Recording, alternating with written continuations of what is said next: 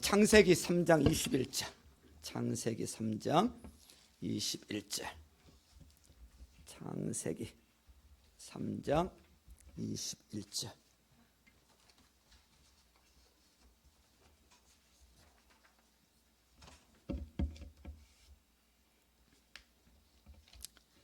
우리 찾으셨으면 기립하셔서 우리 한 절을 합독하십니다. 같이 읽습니다. 시작. 주 하나님의 가죽 옷을 만들어서 아담과 그의 아내에게 입혀주셨다. 아멘. 하늘 복 많이 받으세요. 자, 저는 요즘 기도하면서 전에도 그런 기도를 했었지만 하나님의 영광을 또 요즘 많이 구하게 되었습니다.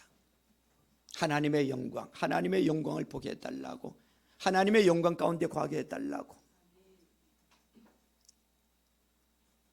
천상 가운데 계신 우리 주님을 진짜 보고 그분의 소리를 듣고 그분을 맛보고 그분 앞에 그런 예배를 드리게 해달라고. 그냥 가짜가 아니라 형식적인 우리의 믿음 생활이 아니라 진짜를 보고 진짜를 듣고 진짜를 먹고 진짜를 말하게 해달라고, 그런 기도가 요즘 많이 하고 있습니다. 그런 은혜가 임할 줄로 믿습니다. 오늘 저는 나를 구원하는 보혈이란 제목으로 은혜를 받고자 합니다.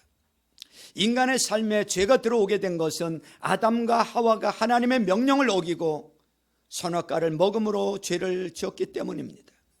그런데 그런 죄인된 인간을 위해 예수 그리스도께서 이 땅에 오셔서 십자가에 못 박히시고 몸 찢기고 피 흘리심으로 모든 죄를 다 청산하시고 우리를 의롭게 해주셨습니다. 그렇다면 죄란 무엇이고 의란 무엇이기에 예수님께서 그토록 모든 십자가의 고통을 겪으시면서까지 인간을 위해 보혈을 흘리신 것일까요? 첫 번째로 생각해 볼 것은 죄의 수치입니다. 죄는 반드시 수치심을 동반하는 특성이 있어요.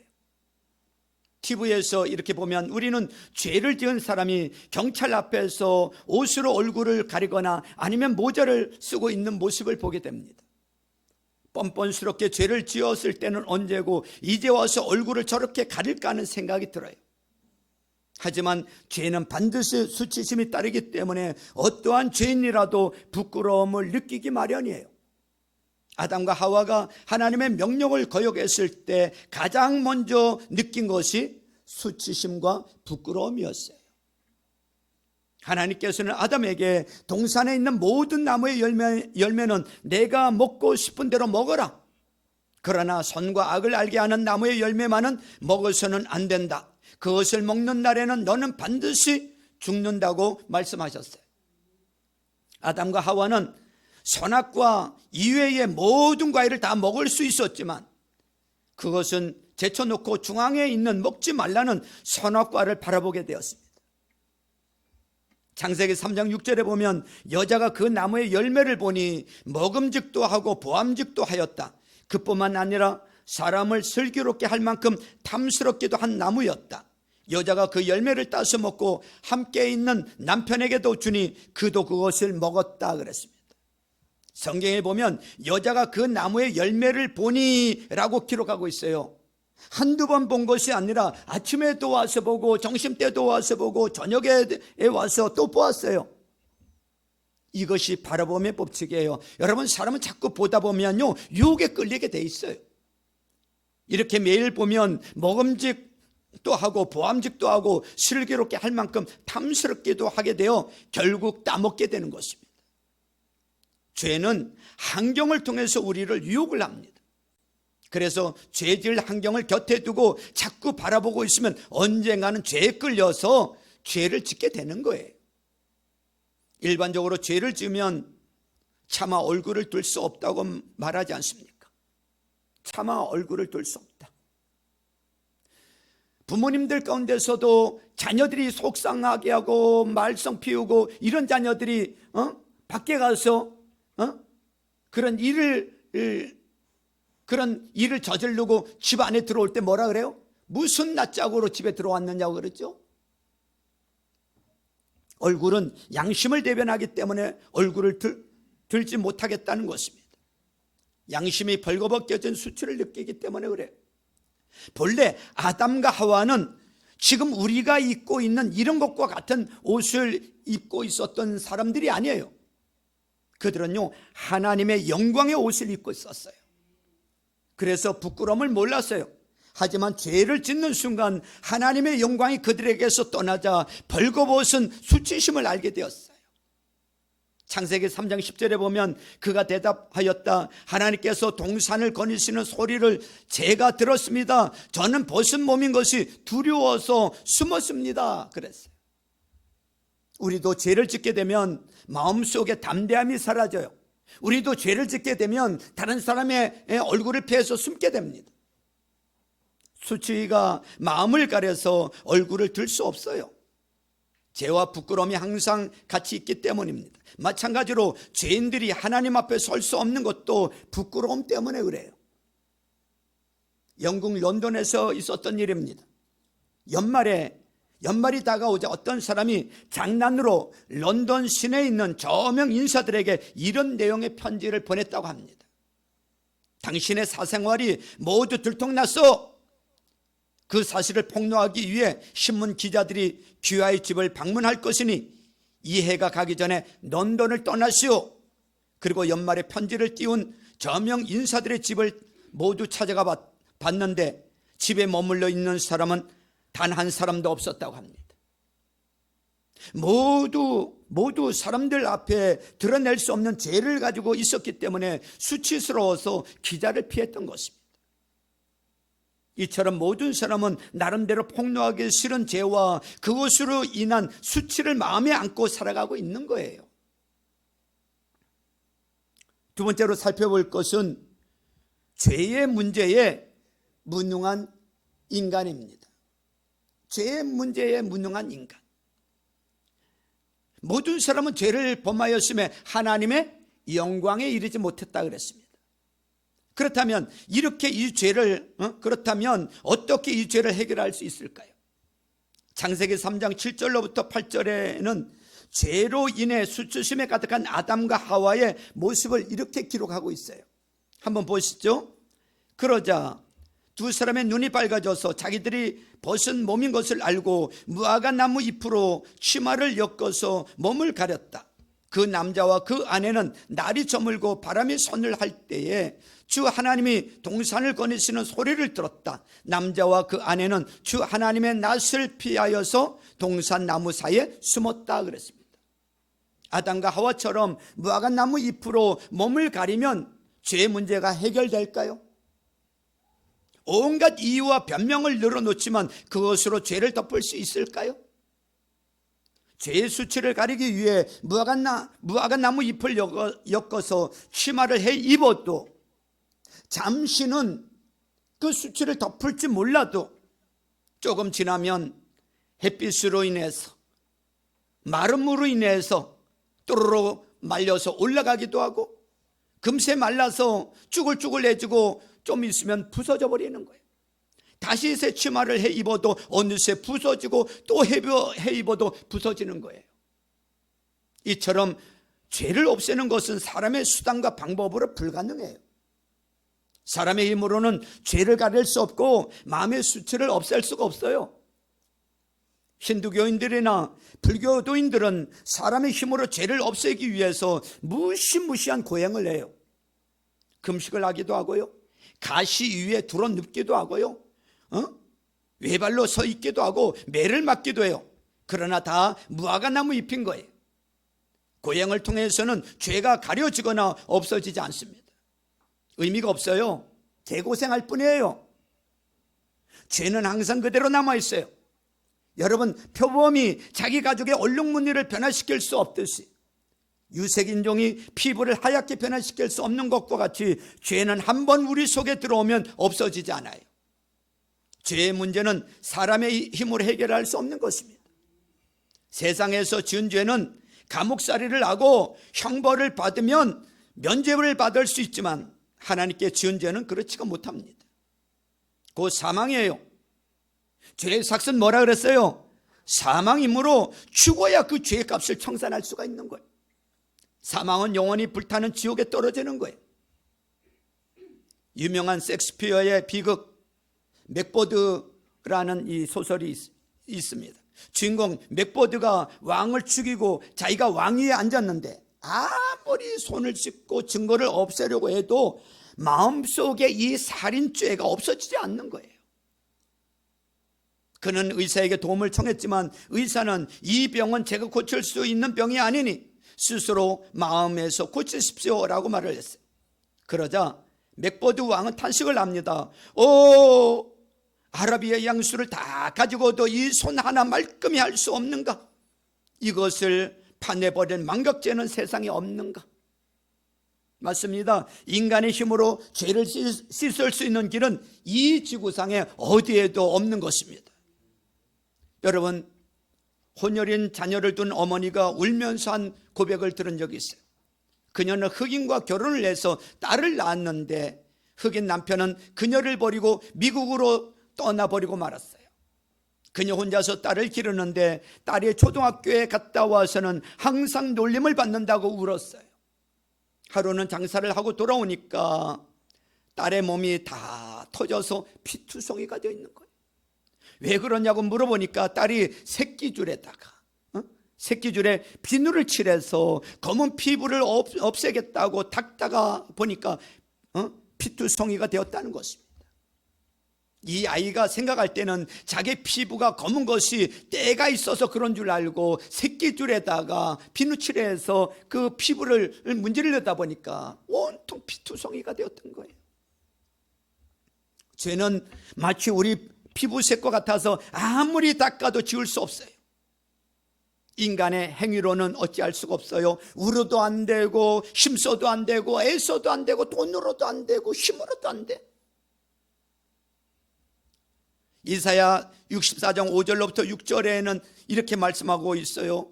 주님께서는 정의를 기쁨으로 실천하는 사람과 주님의 길을 따르는 사람과 주님을 기억하는 사람을 만나 주십니다. 그러나 주님 보십시오. 주님께서 진노하신 것은 우리가 오랫동안 죄를 지었기 때문입니다. 우리가 어찌 구원을 받겠습니까? 우리는 모두 부정한 자와 같고 우리의 모든 의는 더러운 옷과 같습니다. 우리는 모두 나무잎처럼 시들었으니 우리의 죄악이 바람처럼 우리를 휘몰아갑니다 라고 했어요. 우리는 다 걸레와 같고 배설물같이 추하고 더럽던 자들이었어요. 우리 스스로 아무리 죄를 깨끗하게 하려고 해도 깨끗하게 되지 않아요. 이것은 오직 하나님께 나가서 하나님이 해결해 주시기를 간구하는 도리밖에 없는 줄로 믿습니다. 아담과 하와는 전력을 기울여 무화과 나뭇잎을 수없이 엮었지만 소용이 없었어요. 그것으로 어떻게 죄의 부끄러움을 가릴 수 있겠습니까? 세 번째 생각해 볼 것은 하나님이 주신 해결 방법은 뭘까? 하나님이 주신 해결 방법은 뭐냐라는 거예요. 하나님께서는 이와 같은 아담과 하와의 수치를 해결해 주시기 위해서 짐승을 잡아 죽게 했습니다. 짐승을 잡아서 죽이셨어요. 죄가 있기 전 에덴에는 죽음이 없었으나 아담과 하와의 죄 때문에 죄 없는 짐승이 대신 죽임을 당하고 피를 흘려야 했어요. 하나님께서는 그 짐승의 가죽을 벗기고 옷을 만들어서 아담과 하와에게 입혀주었어요. 비로소 아담과 하와는 죄의 수치를 가리게 되었고 에덴을 뒤로 하고 광야로 나가게 되었어요. 오늘 저와 여러분들이 읽은 창세기 3장 21절을 다시 한번 보세요. 3장 21절을 같이 다시 한번 읽습니다. 시작. 주 하나님이 가죽 옷을 만들어서 아담과 그의 아내에게 입혀주셨다 그랬어요. 자, 여기 보니까 가죽 옷을 만들어서 입히기 위해서는 여러분 가죽이 이 어느 짐승인가 죽어야 돼요. 한 마리 짐승이 죽어야 그 가죽 옷을 만들어서 그 피가 뿌려지고 그 가죽 옷을 만들어서 입힐 수가 있는 거예요. 여러분 이 가죽 옷은 무엇을 상징하느냐면 인류의 죄 때문에 장차 예수님이 십자가에 못 박혀 피 흘리시고 인생들에게 의의 옷을 입혀 주심으로써 죄의 수치를 면할 수 있는 길을 열어놓으신 것을 상징하는 줄로 믿으시길 주님의 이름으로 축원합니다. 우리가 죄 짓지 않았다면 예수님이 오셔서 죽으실 이유가 없었어요. 우리의 죄의 수치를 덮어주시기 위해서 어찌할 수 없이 예수님이 오셔서 우리의 죄를 대신 짊어지신 줄로 믿으시길 주님의 이름으로 축원합니다. 구약시대의 모든 속죄제사는 동물을 잡아서 피를 흘리는 그 속죄제사는 예수 그리스도의 십자가의 죽음을 상징하는 것입니다. 구약시대의 짐승을 죽이고 피를 흘려서 인간의 죄를 대신 갚았어요. 모든 일에 짐승을 잡아 피를 흘려야 하나님을 만날 수 있었던 것입니다. 피 흘림이 없으면 뭐가 없다고요? 죄삼이 없다고 말씀하셨어요. 피로써 죄를 가리기 전에는 하나님 앞에 설 수가 없는 것입니다. 레위기 1장 4절로부터 5절에 보면 제물을 가져온 사람은 번제물의 머리 위에 자기의 손을 얹어야 한다. 그래야만 그것을 속죄하는 제물을 받으실 것이다. 그런 다음에 제물을 가져온 사람은 거기 주 앞에서 그 송아지를 잡아야 하고 아론의 혈통을 이어받은 제사장들은 그 피를 받아다가 해막 어귀에 있는 제단 둘레에 그 피를 뿌려야 한다 그랬습니다. 죄를 지었으면 사람이 동물을 가지고 옵니다. 양이나 소나 가지고 옵니다.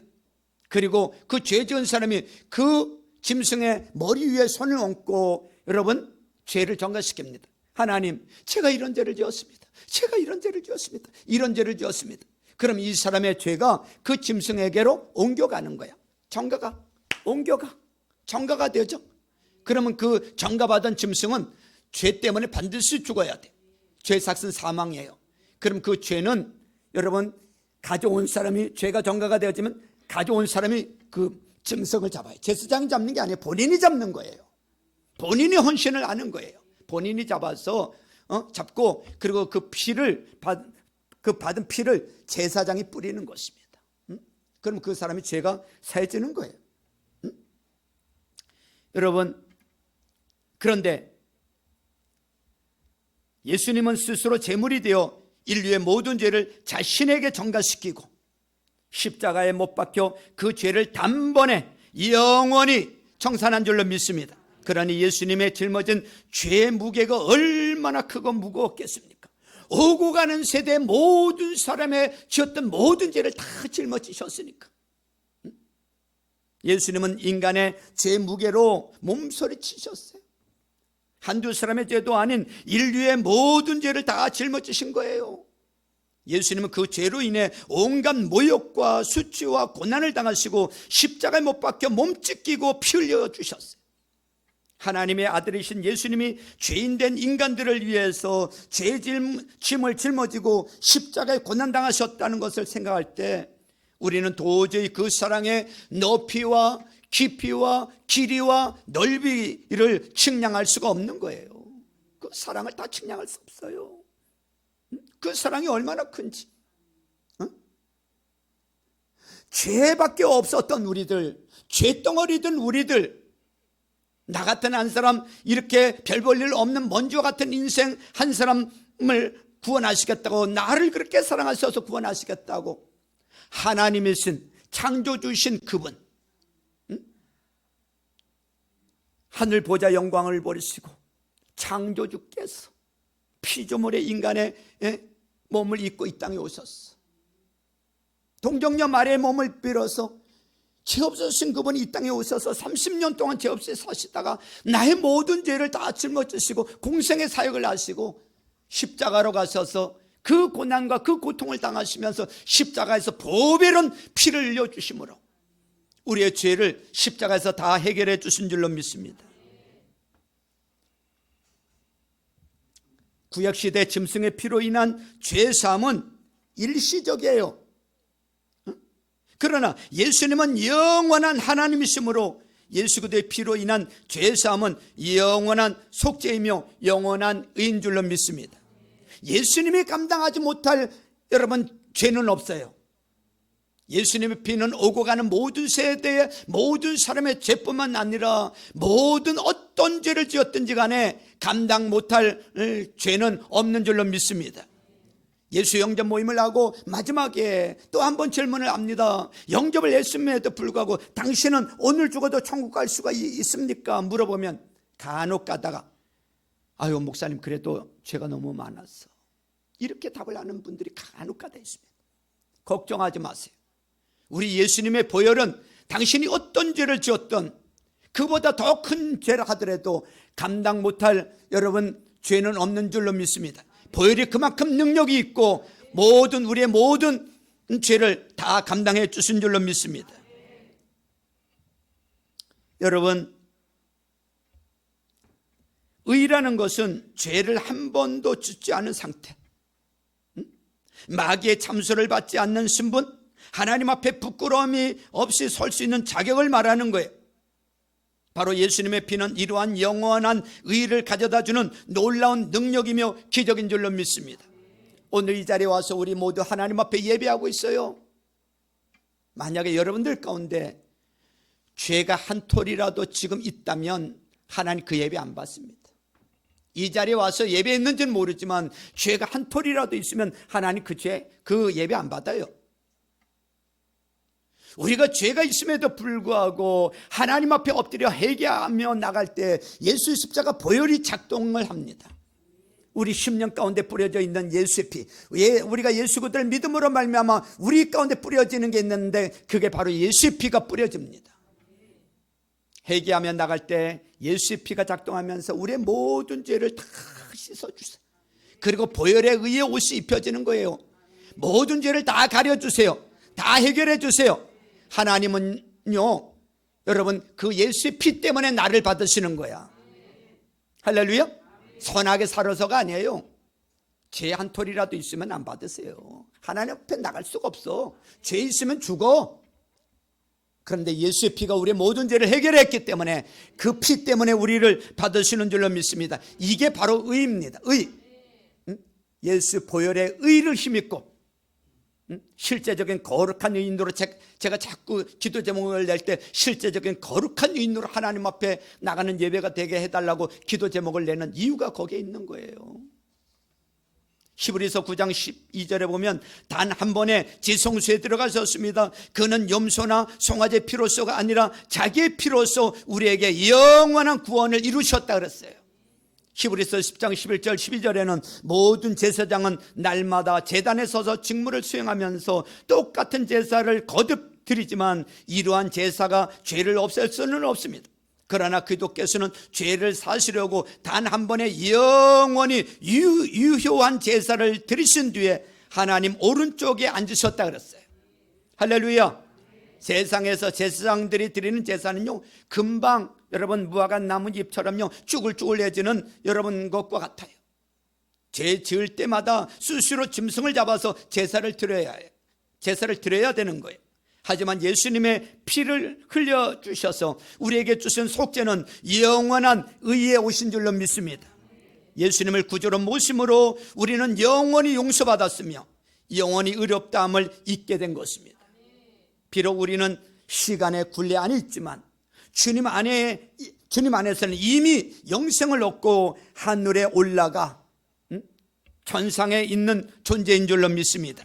현실과 영혼을 동시에 소유하며 살아가는 존재인 것입니다. 로마서 3장 23절 25절에 보면 모든 사람이 죄를 범하였습니다.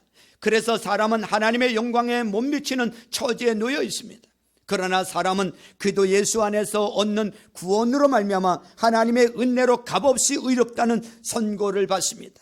하나님께서는 이 예수를 속죄의 제물로 내주셨습니다. 그것은 그의 피를 믿을 때 유효합니다. 하나님께서 이렇게 하신 것은 사람들이 이제까지 지은 죄를 너그럽게 보아주심으로써 자기의 의를 나타내시려는 것이었습니다. 하나님이 주시는 은혜는 값없이 주시는 은혜인 줄로 믿습니다. 우리는 하나님께 아무런 대가를 지불할 만한 자격도 없고요, 능력도 없어요. 의롭지도 못해요. 잘나지도 못했어요. 아무 공도 없어요. 하지만 빈손 그대로 못난 그대로 주님께 나오면 주님이 보혈로 값없이 용서해 주시고 구원해 주시는 줄로 믿습니다. 그러므로 오직 구원은 예수님으로만 비롯되는 거예요. 오직 구원은 예수님으로만. 다른 종교는 값을 지불해야 돼요. 고행을 해야 돼요. 선행을 해야 돼요. 도덕적으로 살아야 돼요. 금식을 해야 돼요.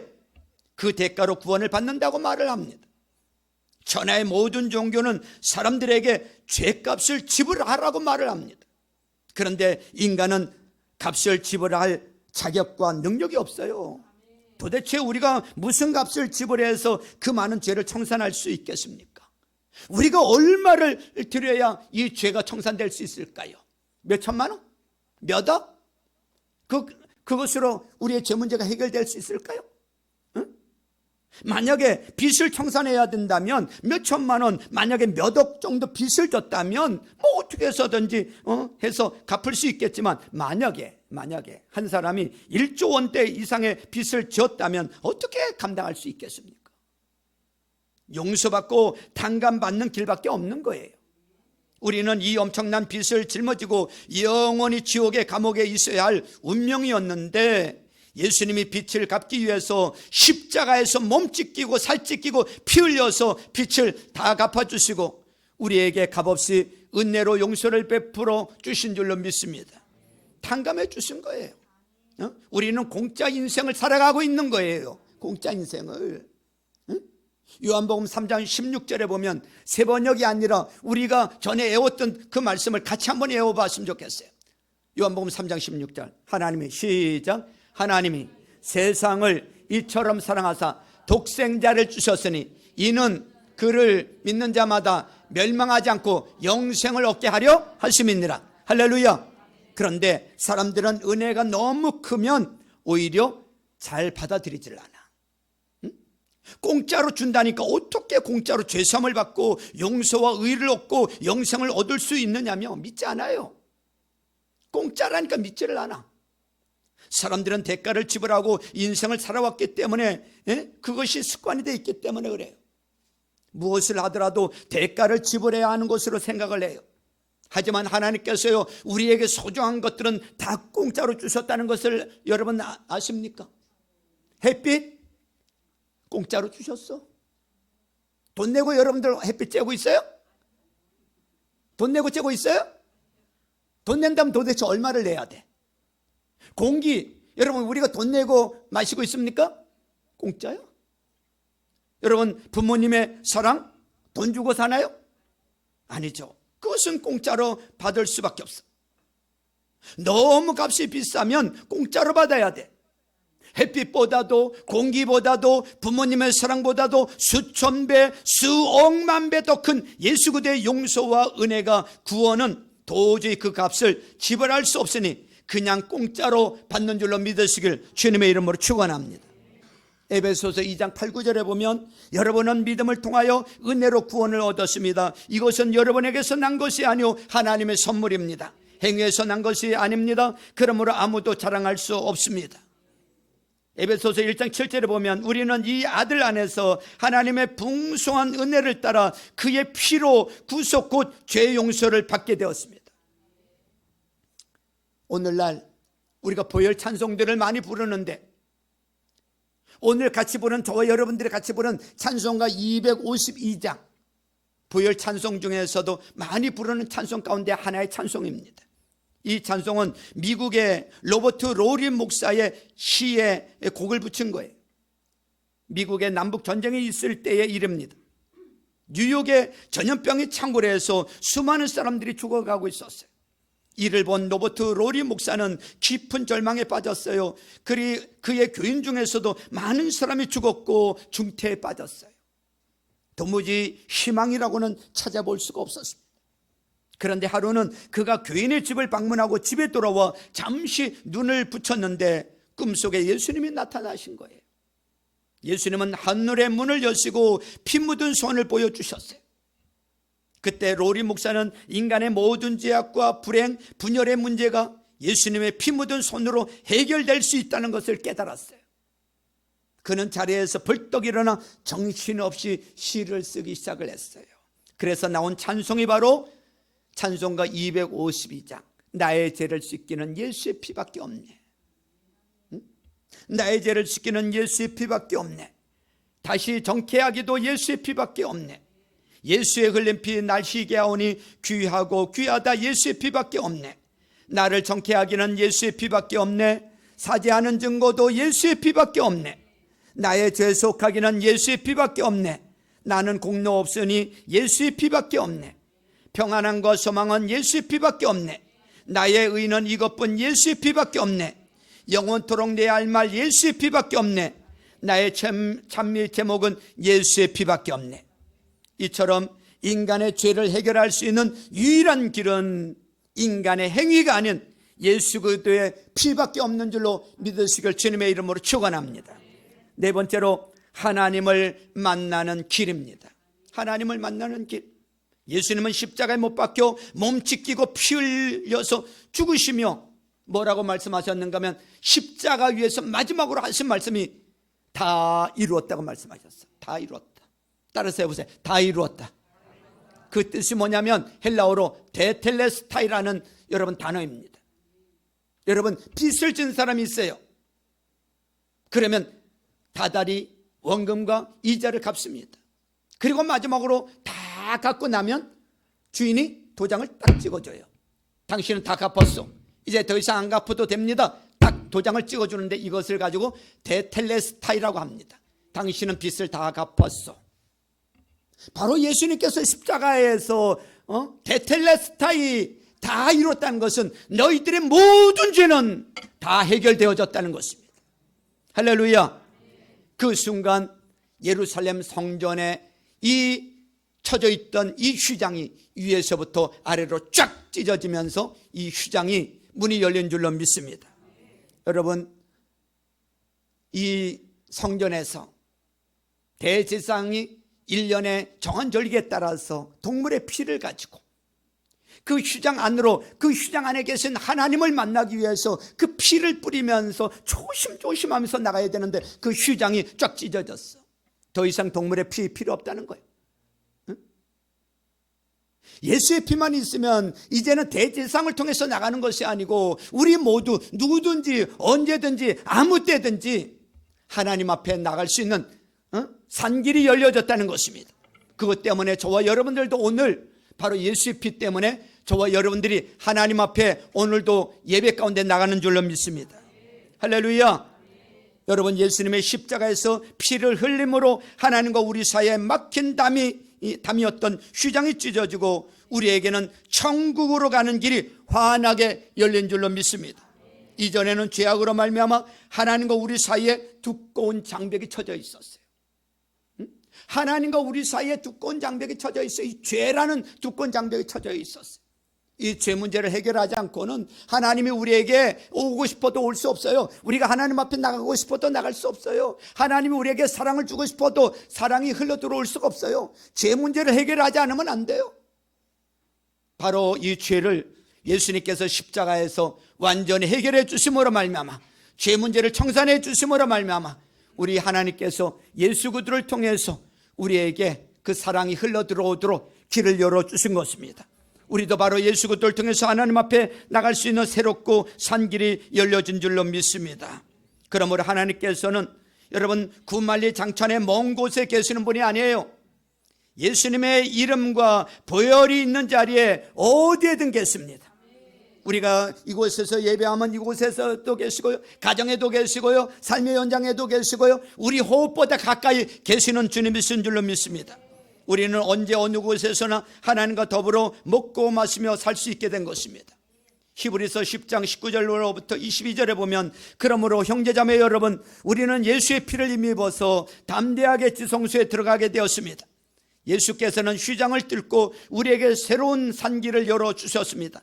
그런데 그 휘장은 곧 그의 육체입니다. 그리고 우리에게는 하나님의 집을 다스리는 위대한 제사장이 계십니다. 그러니 우리는 확고한 믿음을 가지고 참된 마음으로 하나님께 나아갑시다. 우리는 마음에다 예수의 피를 뿌려서 죄책감에서 벗어나고 맑은 물로 몸을 깨끗이 씻었습니다 라고 했어요. 예수 그리스도의 보혈을 통하면 하나님과 우리 사이에 막힌 담은 사라지고 마는 것입니다. 죄도 없어지고 사망과 저주도 없어지고 대가를 지불하라는 율법의 요구도 없어지는 것입니다. 마귀도 하나님과 우리 사이를 막을 수 없어요. 예수님의 보혈 앞에서는 마귀의 힘도 무너지고 율법의 장막도 무너지고 인간의 행위와 공로도 무너지게 되는 줄로 믿습니다.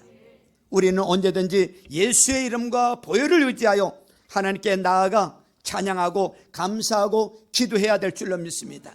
예수의 피가 나를 살리는 것입니다. 예수의 피밖에 없는 것입니다. 여러분, 예수님의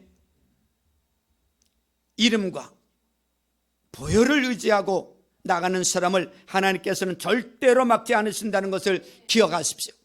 예수 그리스도의 보혈은 여러분을 영원히 용서받은 의인으로 만들어 주시는 것입니다. 여러분 항상 담대하게 고백하시기를 주님의 이름으로 축원합니다. 이렇게 고백을 하세요. 저를 따라서 해주세요. 나는 예수님의 보혈로 영원히 용서받은 의인이 되었다. 나는 예수님의 보혈로 영원히 용서받은 의인이 되었다. 그러므로 여러분 모두 의롭게 해주시는 예수님의 보혈 의지하여 영원히 잘된 것이 범사도 잘되고 강건된 은혜가 날마다 넘쳐나는 삶을 살아가는 저와 여러분들 될 수 있기를 주님의 이름으로 축원합니다. 축원합니다. 우리 이 시간에